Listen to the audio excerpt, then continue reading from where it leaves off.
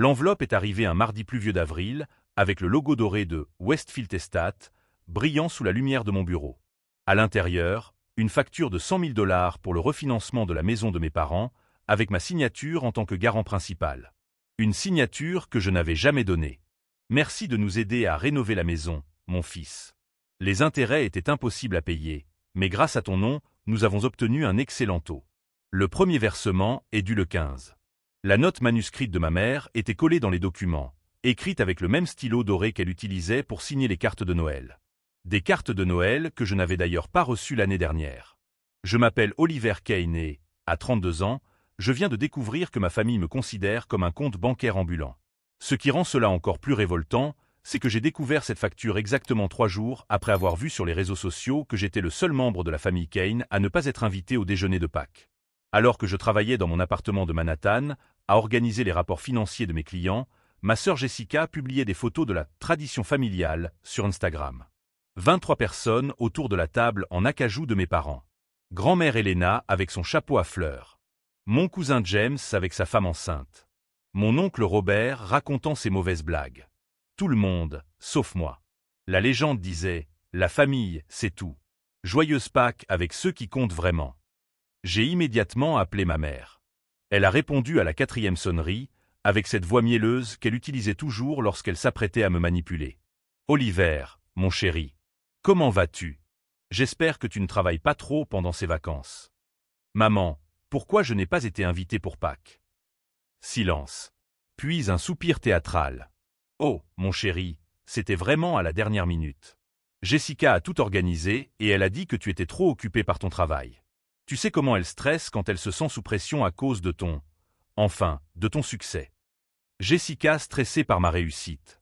La même Jessica qui, à 29 ans, vivait encore chez ses parents et changeait de passion professionnelle tous les 6 mois. D'abord, c'était la photographie artistique. Ensuite, le coaching de vie. Actuellement, elle vendait des cristaux énergétiques en ligne. Je serais venu si j'avais été invité, répondis-je en contrôlant ma voix. Eh bien, tu le sais pour l'année prochaine. Au fait, chérie, as-tu reçu les papiers pour la maison? Ton père a pensé qu'il serait plus facile de mettre ton nom en garantie, compte tenu de ta situation financière stable. Et voilà. Pas même une excuse pour m'avoir exclu. Juste une transition en douceur vers la prochaine faveur financière qu'ils attendaient de moi. J'ai grandi dans le comté de Westchester, dans une maison coloniale de 6 chambres où l'amour était toujours assorti de conditions. Mon père, Richard Kane, avait bâti sa fortune dans l'immobilier, tandis que ma mère, Diana, se consacrait à maintenir notre réputation sociale irréprochable. Jessica était la princesse blonde et charismatique. J'étais le fils responsable qui facilitait les caprices de tout le monde. Tout au long de mon adolescence, j'ai payé mes cours de programmation et d'économie. Jessica prenait des cours d'équitation et de comédie musicale. À 18 ans, j'ai obtenu une bourse partielle pour étudier à l'Université de New York. Jessica a reçu une voiture décapotable et la promesse que l'argent ne serait pas un problème lorsqu'elle choisirait une université. Elle a abandonné 3 universités différentes. Aujourd'hui, je suis conseiller financier dans ma propre entreprise, spécialisée dans la planification patrimoniale pour les familles à haut revenu. J'ai un appartement à Tribeca, un portefeuille d'investissement solide et aucune dette. Jessica vit dans sa chambre d'adolescente et facture 50 $ pour des lectures énergétiques par vidéoconférence. Mais devinez qui a toujours besoin d'une aide temporaire? Au cours des 5 dernières années, j'ai payé 2 fois la carte de crédit de Jessica. J'ai couvert le déficit budgétaire du mariage de ma cousine Catherine. J'ai financé les urgences médicales de mon oncle Robert qui, curieusement, coïncidait toujours avec les saisons de football américain à Las Vegas. Chaque faveur était accompagnée d'un sentiment de culpabilité familiale et de promesses de gratitude éternelle. Chaque fois que j'hésitais, ma mère me rappelait à quel point j'avais de la chance d'avoir une situation financière stable et que la famille devait se soutenir mutuellement. Se soutenir mutuellement. Comme si c'était à double sens. Alors que j'examinais les documents frauduleux, un souvenir précis m'est revenu. 6 mois plus tôt, j'avais organisé un dîner d'anniversaire pour mon père. J'avais réservé une table dans son restaurant préféré, invité toute la famille et payé l'addition de 3 200 $.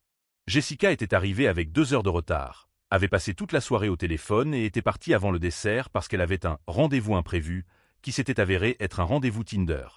Mon père a passé toute la soirée à louer son esprit d'entreprise. Maintenant, En regardant la facture qui pourrait vider mon compte d'urgence pour les 10 prochaines années, une chose est devenue claire. Ils ne me considéraient pas comme leur fils ou leur frère. J'étais le coffre-fort familial. Une ressource pratique à laquelle on pouvait avoir recours en cas de besoin, mais dont on pouvait se passer dans les moments qui comptaient vraiment. Ce qu'ils ne savaient pas, c'est que les coffres-forts ont des serrures. Et certaines serrures, une fois verrouillées, ne s'ouvrent plus jamais. Si vous suivez cette histoire et avez déjà vécu quelque chose de similaire avec votre famille, laissez un like et abonnez-vous à la chaîne, car ce qui s'est passé ensuite a complètement changé la dynamique de la famille Kane. Et ce n'est pas Jessica qui a gagné cette fois-ci. L'appel à ma mère a duré exactement 17 minutes. 17 minutes de manipulation émotionnelle si raffinée qu'elle pourrait être étudiée dans des cours de psychologie. Oliver, mon chéri, tu exagères. Ton père a juste mis son nom en garantie parce que la banque l'exige. Tu n'auras rien à payer. Ce n'est qu'une formalité. Une formalité. Comme si 60 versements de 1600 $ étaient des détails insignifiants. Maman, vous avez falsifié ma signature. C'est un délit. Falsifier est un mot très fort, mon chéri. Jessica a dit que tu avais accepté par téléphone. Nous avons du mal à comprendre. Jessica. Toujours Jessica au centre de chaque mensonge familial. Ma sœur avait un talent particulier pour réécrire la réalité. À 29 ans, elle avait réussi à transformer chacun de ses échecs personnels en une responsabilité qui m'incombait. Quand elle avait abandonné ses études de journalisme, c'était parce que Oliver me faisait passer pour une idiote avec ses notes parfaites. Quand elle avait perdu 3 emplois consécutifs, c'était parce que le marché du travail favorisait les gens comme mon frère. Même sa dernière crise financière était de ma faute. Elle avait dépensé 8 000 $ dans une retraite spirituelle à Tulum, financée par la carte de crédit que j'avais remboursée 6 mois auparavant. Lorsque j'ai remis en question sa responsabilité financière, ma mère m'a appelé en pleurant. Jessica est déprimée. Oliver. Elle a besoin de trouver un but dans la vie. Tu ne comprends pas parce que tu as toujours réussi. Réussi. Comme si mon appartement, mon entreprise et ma stabilité financière étaient des cadeaux tombés du ciel, et non le résultat de 15 années à travailler 70 heures par semaine. Mon père, Richard Kane, avait une approche différente de la manipulation. Là où ma mère utilisait les larmes et la culpabilité, il appliquait une logique commerciale tordue et une intimidation subtile. Oliver, la famille est un investissement. Tu investis en nous, nous investissons en toi. Un jour, cette maison sera ton héritage. La maison de 2,5 millions de dollars qui était désormais hypothéquée à mon nom. Héritage, qui pourrait me ruiner financièrement pendant les 10 prochaines années. Le schéma était clair depuis longtemps. J'étais le fils qui avait réussi, donc mon devoir était de subvenir aux besoins de ceux qui cherchaient encore leur voie. Chacune de mes réussites professionnelles se transformait en nouvelle attente familiale. Chaque augmentation de salaire signifiait davantage de demandes des aides temporaires. Il y a 3 ans, j'ai remboursé la dette de carte de crédit de Jessica, 12 400 $ de achat chez Nordstrom et de voyage pour Instagram. Il y a 2 ans, j'ai couvert les frais médicaux imprévus de ma mère, 15 000 $ de procédures esthétiques qu'elle ne voulait pas que mon père sache. L'année dernière, c'était l'opportunité d'investissement unique de mon père, 22 000 $ pour une participation dans une entreprise qui a fait faillite en 8 mois. À chaque fois, la même promesse, c'est un prêt, bien sûr. On te remboursera dès que la situation s'améliorera. La situation ne s'améliorait jamais. Mes prêts devenaient des cadeaux involontaires. Mes tentatives pour récupérer mon argent prouvaient que j'étais matérialiste et que je ne comprenais pas les valeurs familiales. Mais l'hypothèque, c'était différent. 60 mensualités de 1600 $, ce n'était pas une faveur ponctuelle. C'était un engagement qui allait épuiser mes économies, retarder mes projets d'achat d'un appartement plus grand et me transformer en responsable officiel de la maison où je n'étais même pas le bienvenu à Pâques. Je dois y réfléchir, ai-je dit à ma mère en raccrochant. Il n'y a pas grand-chose à réfléchir, mon chéri. La première mensualité est due le 15. J'ai raccroché et ouvert mon ordinateur portable. 20 minutes de recherche ont confirmé mes craintes. J'étais légalement responsable du prêt. Ma signature falsifiée sur les documents était suffisamment convaincante pour avoir passé le contrôle de la banque. Techniquement, je pouvais contester pour fraude, mais cela aurait nécessité de poursuivre mes propres parents. Ce qu'ils savaient évidemment que je ne ferais jamais. À 18h30, mon téléphone a sonné. Jessica. Salut, mon frère. Maman m'a dit que tu étais un peu stressé à propos de l'affaire de la maison. Écoute, je sais que ça semble beaucoup d'argent, mais pense Y. Tu investis dans le patrimoine familial. Son aisance était impressionnante. Comme s'il n'y avait rien de mal à falsifier ma signature pour un prêt de 100 000 $. Jessica, vous avez commis une fraude. Oh, Oliver, fraude, c'est exagéré. Papa a juste mis ton nom parce que tu as le meilleur score de crédit de la famille. C'est une stratégie financière. Une stratégie financière. Comme si j'étais un outil commercial, et non un être humain capable de prendre ses propres décisions. En plus, a-t-elle poursuivi, tu peux déduire les intérêts de tes impôts. C'est presque comme si tu gagnais de l'argent en nous aidant. Cette logique tordue aurait rendu n'importe qui étourdi. Dans la version de Jessica, je devais être reconnaissant d'avoir été inclus dans une fraude qui profitait exclusivement à mes parents. Et autre chose, a-t-elle ajouté, avec le ton désinvolte qu'elle utilisait pour lâcher des bombes émotionnelles, j'espère que tu ne m'en voudras pas, mais j'ai en quelque sorte dit à tout le monde à Pâques que tu allais t'aider à rénover la maison. Tout le monde a été très impressionné par ta générosité. Ma générosité. Une générosité dont je ne me savais pas capable. Quelle rénovation! Oh, mon frère, maman ne t'a pas dit? Ils vont rénover toute la cuisine. Du marbre de Carrare, des appareils électroménagers Viking, un îlot central géant. Ça va être incroyable. Et grâce à toi, bien sûr. 70 000 $ de rénovation de cuisine. Financé à mon nom, pour une maison où je n'étais pas le bienvenu lors des fêtes de famille. La conversation s'est terminée par Jessica m'invitant à voir les plans de rénovation le week-end suivant. Comme si ma présence était nécessaire pour approuver la façon dont mon propre argent allait être dépensé. Ce soir-là, j'ai minutieusement revu ma situation financière. J'avais 300 000 $ investis, 80 000 $ en compte courant et en épargne, sans compter mon appartement entièrement payé, estimé à 1,2 million de $. Sur le papier, je pouvais absorber ce prêt frauduleux sans compromettre mon niveau de vie. Mais ce n'était pas une question d'argent. C'était une question de précédent. Si je payais cette hypothèque sans broncher, quelle serait la prochaine faveur familiale? Un prêt pour que Jessica ouvre sa boutique de cristaux? Une deuxième hypothèque pour que mes parents achètent la maison de vacances dans les Hamptons qu'ils ont toujours convoitée? Un investissement dans la dernière idée commerciale de mon père? Pour la première fois de ma vie d'adulte, j'ai sérieusement envisagé de couper les ponts avec ma famille. Pas temporairement, comme je l'avais fait à plusieurs reprises lors de disputes, mais définitivement. Cette idée m'effrayait et me libérait à la fois. J'étais en train d'analyser cette possibilité lorsque mon téléphone a vibré pour signaler une notification Instagram. Jessica avait posté une photo de la maison de mes parents avec la légende « La rénovation de nos rêves commence bientôt ». Quand on a un frère incroyable qui soutient les projets familiaux. #béni #famille dièse rêve en réalisation. La photo avait reçu 43 likes et plusieurs commentaires louant ma générosité et mon amour fraternel. J'étais publiquement crédité d'un don que je n'avais pas fait, pour une rénovation que je n'avais pas approuvée, dans une maison où je n'étais pas le bienvenu. En lisant les commentaires admiratifs de ma générosité familiale, une idée a commencé à germer dans mon esprit. Si mes parents voulaient jouer à ce jeu en utilisant mon nom et ma réputation comme monnaie d'échange, il était peut-être temps qu'ils découvrent que certaines pièces ont deux faces. Et la face qu'ils étaient sur le point de découvrir serait très différente de celle à laquelle ils s'attendaient. Ce qu'ils ne savaient pas, c'est que j'avais accès à des informations sur leurs finances qui rendraient cette situation beaucoup plus intéressante. Des informations qui, utilisées stratégiquement, pourraient complètement transformer les rapports de force au sein de cette famille. Le vendredi suivant, j'ai décidé d'enquêter plus en profondeur sur les finances de mes parents. En tant que conseiller financier, j'avais accès à des bases de données dont la plupart des gens ignoraient l'existence. Des informations sur l'historique de crédit, les mouvements suspects, les habitudes d'endettement. Ce que j'ai découvert m'a rendu malade. Au cours des 18 derniers mois, mes parents avaient contracté sept prêts différents en utilisant mon nom comme référence. Pas comme garant, pas encore, mais comme contact d'urgence et garantie morale de paiement. Chaque demande mentionnait ma stabilité financière comme justification pour l'approbation. Un prêt personnel de 25 000 $ pour des frais médicaux urgents. Un financement de 15 000 $ pour du matériel professionnel. Une ligne de crédit renouvelable de 30 000 $ pour des opportunités d'investissement. 70 000 $ de dettes dont j'ignorais complètement l'existence, toutes garanties par ma réputation financière. Mais le pire était encore à venir. En creusant davantage, j'ai découvert que Jessica avait ouvert 3 cartes de crédit professionnel pour son cabinet de conseil en bien-être spirituel. Sur chaque demande, elle avait indiqué Kane Financial Consulting, mon entreprise, comme partenaire commercial, suggérant que mon entreprise établie garantirait ses paiements.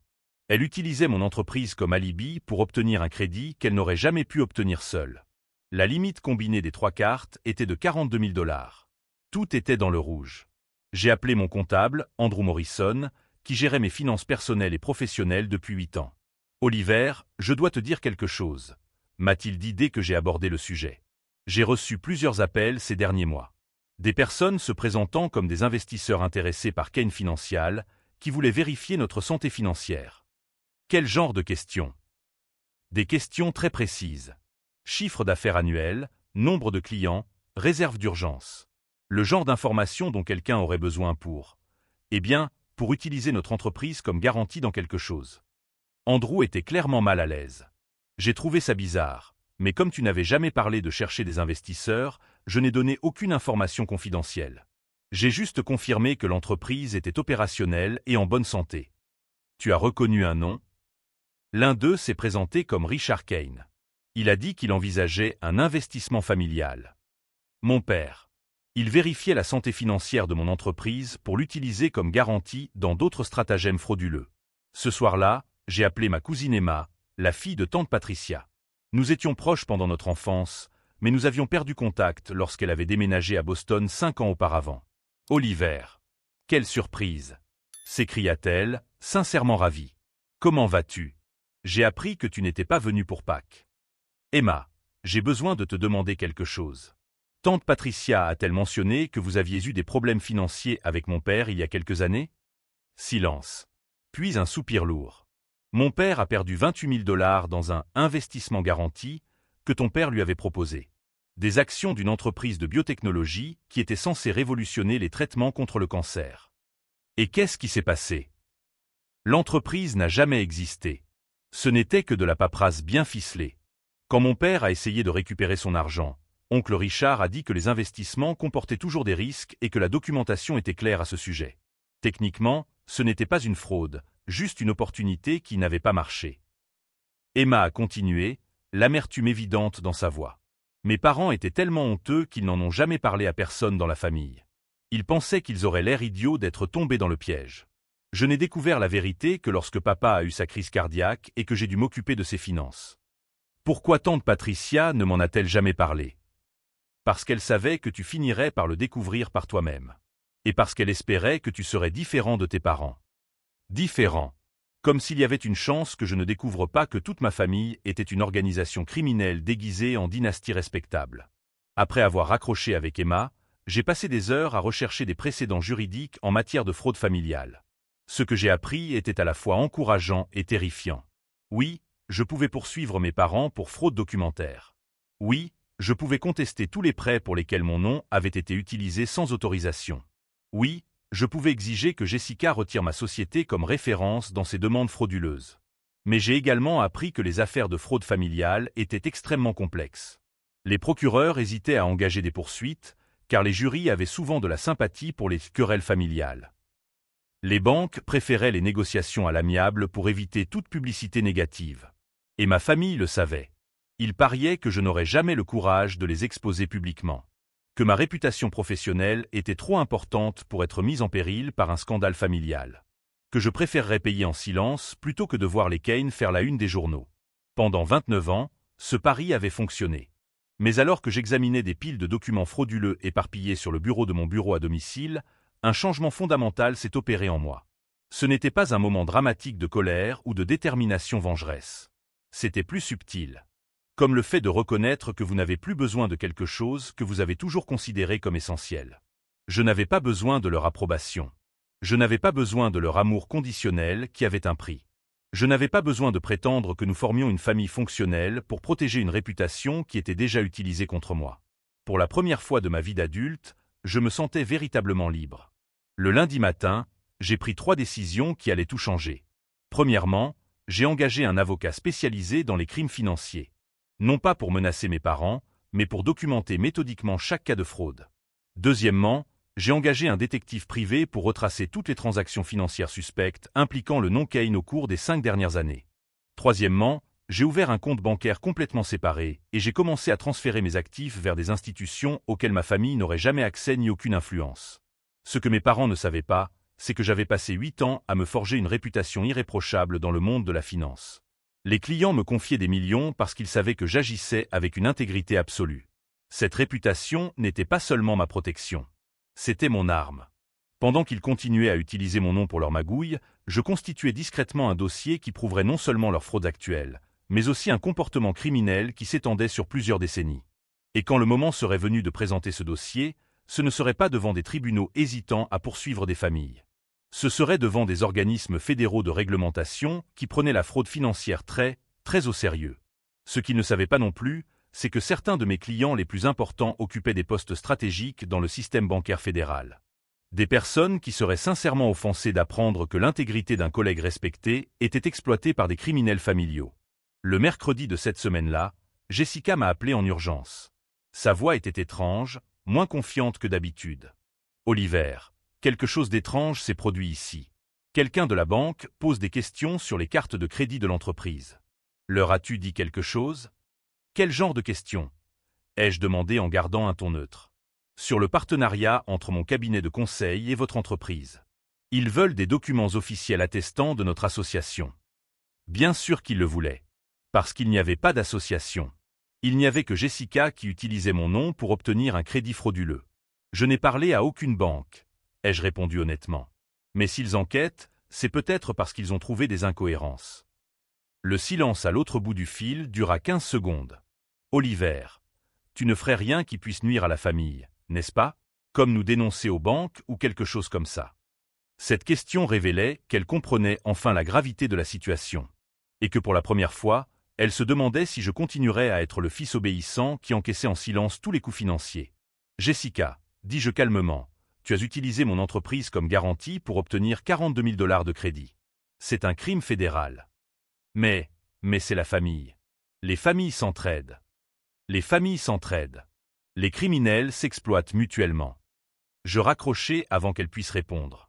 2 heures plus tard, mon père m'a appelé. Sa voix avait le ton contrôlé qu'il utilisait lorsqu'il était vraiment inquiet. « Oliver, nous devons parler. En personne.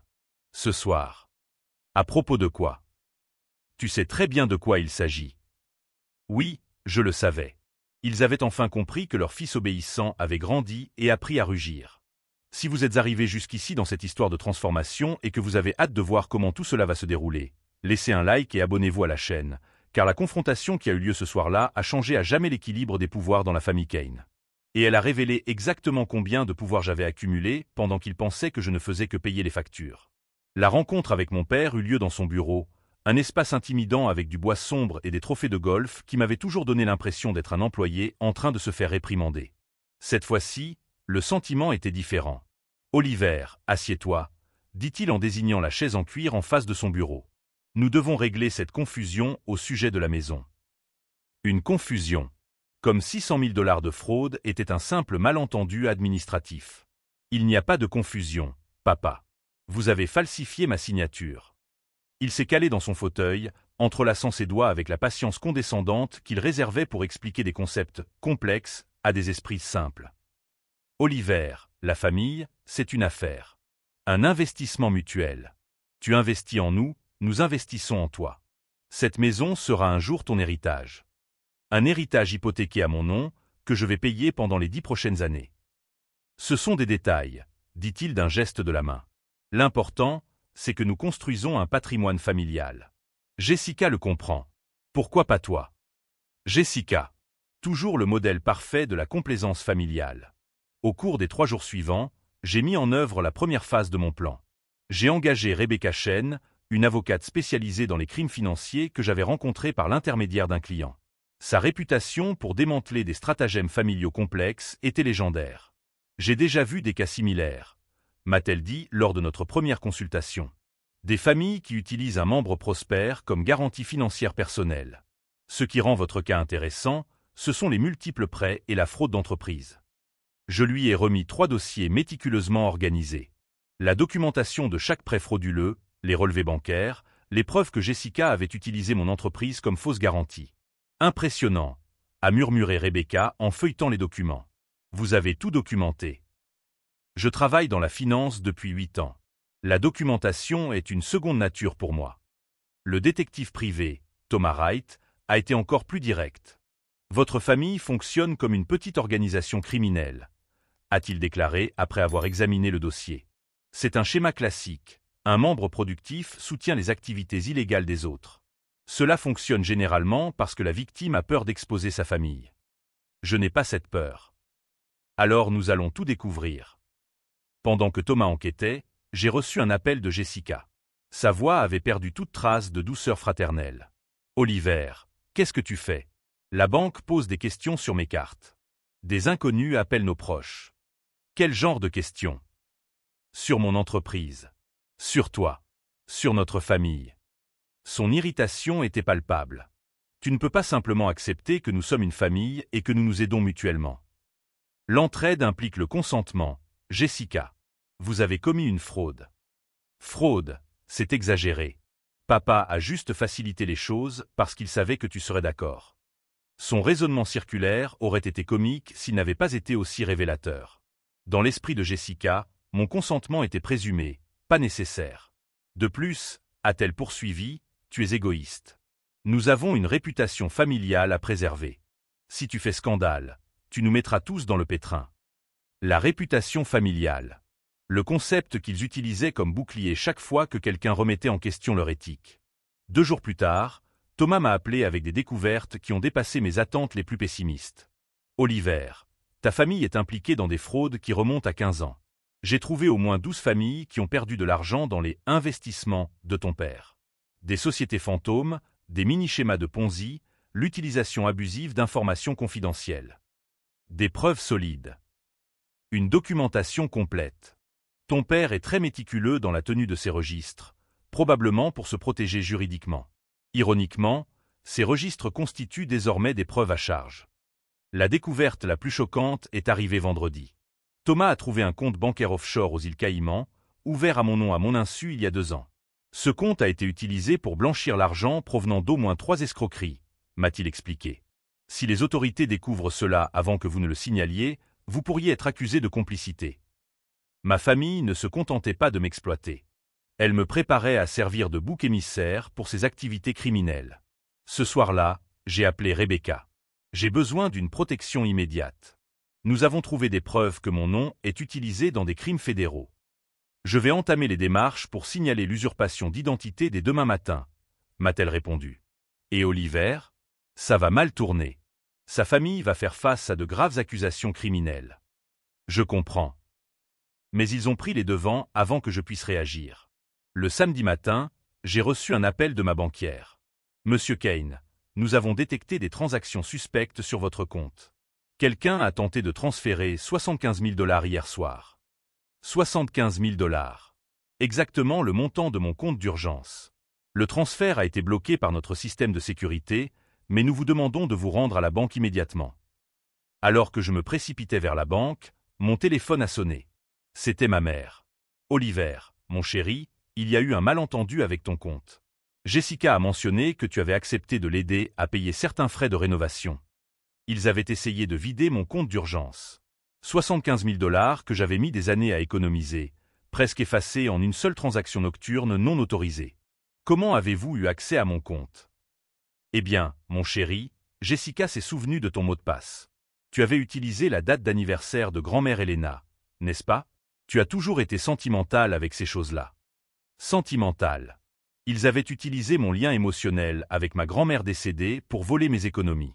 C'est à ce moment-là que tout ce qui restait de ma loyauté familiale a complètement disparu. À la banque, j'ai découvert que la tentative de transfert avait été effectuée à partir de mon ancien ordinateur portable, celui que j'avais donné à mes parents l'année précédente. Ils avaient conservé l'accès à mes mots de passe enregistrés et avaient tenté d'utiliser ces informations pour commettre un vol à grande échelle. Nous allons traiter cela comme une tentative de fraude électronique, m'a dit le directeur. C'est un crime fédéral. Quand je suis sorti de la banque, mon téléphone explosait de messages. Jessica, mes parents, même des cousins éloignés, tous avec des versions légèrement différentes de la même histoire. J'étais ingrat, destructeur, égoïste. Jessica est allée plus loin en publiant sur Instagram une vieille photo de nous avec la légende. Quand les gens que vous aimez deviennent des étrangers #FamilyBetrayal #ToxicPeople. 37 commentaires de parents et d'amis exprimant leur solidarité avec la pauvre Jessica et condamnant mon comportement inexplicable. Ils construisaient un récit public dans lequel j'étais le méchant, le fils ingrat qui avait abandonné sa famille dans le besoin. Mais les récits peuvent être réécrits. Et j'avais suffisamment de preuves non seulement pour me défendre, mais aussi pour exposer 15 ans d'activité criminelle systématique. Si vous suivez cette histoire de manipulation familiale et que vous espérez que justice soit faite, laissez un « j'aime » et abonnez-vous à la chaîne, car la contre-offensive que j'ai lancée lundi a complètement changé la donne. Ce soir-là, j'ai pris ma décision. Je ne serai plus le fils obéissant qui encaissait en silence les coûts financiers. Je ne serai plus le bouc émissaire de leur fraude. Et je ne les laisserai certainement pas détruire ma réputation tout en protégeant la leur. Ce qu'ils ne savaient pas, c'est qu'un conseiller financier avec 8 ans d'expérience a accès à des ressources dont les familles criminelles amateurs n'ont même pas idée. Et lundi, je commencerai à les utiliser tous. Le lundi à 8 heures du matin, j'ai mis en œuvre la première phase de ma contre-offensive. J'ai appelé Sarah Morrison, directrice de la conformité de la banque, qui avait approuvé le prêt frauduleux pour la maison. Sarah, Oliver Kane. Je dois signaler plusieurs cas de fraude documentaire impliquant ma famille. 20 minutes plus tard, j'étais dans son bureau avec 3 dossiers bien organisés. Des documents hypothécaires falsifiés, des preuves des tentatives d'accès à mes comptes, des registres des prêts où mon nom avait été utilisé comme garantie non autorisée. « Mon Dieu, Oliver !» murmura-t-elle en feuilletant les documents. « C'est systématique. Depuis combien d'années ? Au moins 5 ans, je peux le prouver. Peut-être plus. Nous allons ouvrir une enquête approfondie. Le FBI sera informé en raison de l'utilisation frauduleuse d'informations financières à travers les frontières de l'État. Le FBI. Le mot qui allait transformer mes parents, manipulateurs familiaux, en criminels fédéraux. À 10 heures du matin, Thomas Wright m'a appelé pour me donner des nouvelles dévastatrices. Oliver, j'ai trouvé le lien avec le compte offshore. Ton père a utilisé ton nom et ton numéro de sécurité sociale pour ouvrir non pas un, mais 3 comptes. Au total, 240 000 $ de transactions suspectes. 240 000 $ blanchis en utilisant mon identité. Mon père ne se contentait pas de m'exploiter, il me préparait à être inculpé de crimes fédéraux dont j'ignorais tout. Ce n'est pas tout, a poursuivi Thomas. Jessica a enregistré une société de conseil en utilisant l'adresse fiscale de votre entreprise. Elle déclare des revenus inexistants et s'en sert pour justifier des prêts commerciaux. Combien de prêts ? 85 000 $ jusqu'à présent. Tout cela grâce à sa fausse association avec votre réputation. Ma famille avait bâti un empire frauduleux en utilisant mon nom comme fondation. Et quand tout s'écroulerait, je serais le premier à être enquêté. À 11h15, Rebecca Chen m'a appelé. Oliver, nous devons accélérer. La banque a signalé des activités suspectes aux autorités fédérales. Nous avons un délai de 48 heures avant que l'enquête officielle ne commence. Si vous ne vous présentez pas d'abord comme une victime, vous pourriez être considéré comme complice. Quelle est la prochaine étape ? Allons au FBI. Maintenant. Le bureau fédéral de Manhattan est exactement comme je l'avais imaginé. Efficace, intimidant et rempli de personnes qui prenaient les crimes financiers très au sérieux. L'agent spécial Maria Rodriguez a examiné mes documents avec la précision d'un chirurgien. Monsieur Kane, votre famille a mis en place un système de fraude d'identité très sophistiqué. Utilisation non autorisée d'informations personnelles pour obtenir des crédits, ouverture de comptes offshore pour blanchir de l'argent, création de sociétés fictives pour justifier des prêts. Elle s'est interrompue pour étudier mon visage. La question est de déterminer si vous êtes une victime ou un complice. Agent Rodriguez, j'ai apporté tous les documents qui prouvent que j'ai découvert ces fraudes cette semaine seulement. J'ai des enregistrements de mes tentatives pour bloquer l'accès non autorisé à mes comptes. Je comprends. Et j'apprécie votre coopération. Nous aurons besoin d'une déposition officielle et d'une autorisation pour enquêter de manière approfondie sur les finances de votre famille. Alors que je signais les documents autorisant l'enquête fédérale, mon téléphone a explosé. Jessica avait découvert que ses cartes de crédit professionnelles avaient été bloquées. Oliver, qu'est-ce que tu as fait ?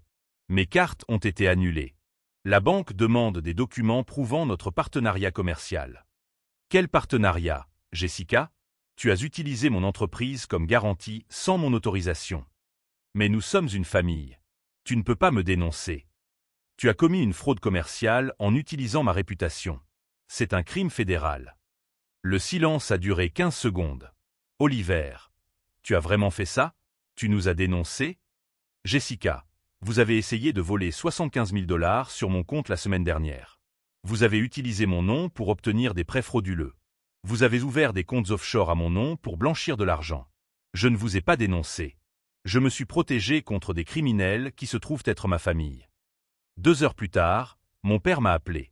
Sa voix, d'habitude si posée, tremblait de rage et de panique. « Oliver, des agents fédéraux sont chez moi. Qu'est-ce que tu as fait? »« Papa, j'ai signalé les fraudes que vous avez commises en utilisant mon nom. »« Ce ne sont pas des fraudes. Ce sont des arrangements familiaux. Tu détruis cette famille pour de l'argent. » Les arrangements familiaux n'impliquent pas de falsifier des signatures ou d'ouvrir des comptes bancaires offshore en utilisant les documents d'autres personnes. « Mon fils, » sa voix prit le ton manipulateur que je connaissais si bien. « Tu peux arrêter ça. Dis aux agents qu'il y a eu un malentendu. Que tu as tout autorisé verbalement. » Il ne comprenait toujours pas. Il pensait encore que j'étais le fils obéissant qui accepterait n'importe quel abus pour préserver la paix familiale. « Papa, c'est trop tard. Vous avez dépassé le point de non-retour lorsque vous avez essayé de vider mon compte d'urgence. Oliver, si tu ne mets pas fin à cette enquête, tu ne seras plus jamais le bienvenu dans cette famille. »« Papa, » répondis-je calmement, « une famille qui commet des crimes fédéraux en utilisant mon nom n'est pas une famille dont je veux faire partie. » À 6 heures du soir, Rebecca m'appela pour me donner des nouvelles. « Oliver, ton père a engagé Howard Steinberg, un avocat pénaliste de haut niveau. Cela confirme qu'ils prennent les accusations au sérieux. Et maintenant? Maintenant, nous attendons. L'enquête fédérale prend du temps, mais avec les documents que nous avons fournis, il leur sera presque impossible d'échapper à des accusations formelles. Ce soir-là, j'ai reçu des messages de parents avec lesquels je ne parlais presque jamais, tous avec des variations sur le même thème. J'étais vindicatif, destructeur, ingrat. Comment pouvais-je détruire ma propre famille pour de l'argent? L'ironie était absurde. Ils m'avaient exploité financièrement pendant des années, utilisé mon nom pour commettre des crimes fédéraux, tenté de voler mes économies, et j'étais le méchant parce que je me protégeais légalement. Mais le message le plus révélateur est venu de ma cousine Emma. « Oliver, mon père vient de me dire que ton oncle Richard a essayé de t'impliquer dans un stratagème similaire il y a 3 ans. Papa a refusé et a été exclu de la famille pendant 6 mois. Jusqu'à présent, nous pensions qu'il s'agissait d'une simple querelle. Il semble que vous ayez découvert un schéma beaucoup plus vaste. Un schéma beaucoup plus vaste. Ma famille n'était pas seulement composée d'exploiteurs opportunistes. C'étaient des criminels systématiques qui opéraient depuis des décennies, utilisant leurs proches comme garants involontaires de leurs stratagèmes. Le mardi matin, j'ai reçu l'appel qui a tout changé. Agent Rodriguez. Monsieur Kane, nous avons trouvé des preuves que votre famille a utilisé l'identité d'au moins 6 membres de votre famille dans des stratagèmes frauduleux pendant 15 ans. Votre cas était le plus élaboré, mais ce n'était pas le seul. 6 membres de ma famille. 15 ans. Je n'étais pas une exception, j'étais simplement la dernière cible d'une organisation criminelle familiale qui avait détruit plusieurs vies. Quelle est la prochaine étape? Des accusations officielles seront portées vendredi. Fraude électronique, blanchiment d'argent, vol d'identité. Plusieurs chefs d'accusation fédéraux passibles de peines de 10 à 20 ans. J'ai raccroché et, pour la première fois depuis des semaines, je me suis senti véritablement en paix. Ce n'était pas de la vengeance que je ressentais, mais du soulagement. Le sentiment d'être enfin libéré de personnes qui m'avaient utilisé comme un outil financier pendant des décennies. Ce que mes parents n'ont pas compris, c'est que lorsque vous bâtissez un empire en utilisant la réputation de quelqu'un d'autre comme fondation, cette personne a le pouvoir de tout détruire d'un simple coup de fil. Et c'est exactement ce qui s'est passé. Le jeudi, veille des accusations officielles, ma mère a fait une dernière tentative de manipulation. Son message vocal était un chef-d'œuvre de chantage émotionnel. « Oliver, ton père a des problèmes cardiaques à cause du stress. Jessica est en dépression profonde. Tu peux arrêter ça à tout moment. Dis simplement qu'il y a eu un malentendu. Ne détruis pas ta famille par orgueil. » L'orgueil. Comme si se protéger de crimes fédéraux était une question d'ego. Je n'ai pas rappelé.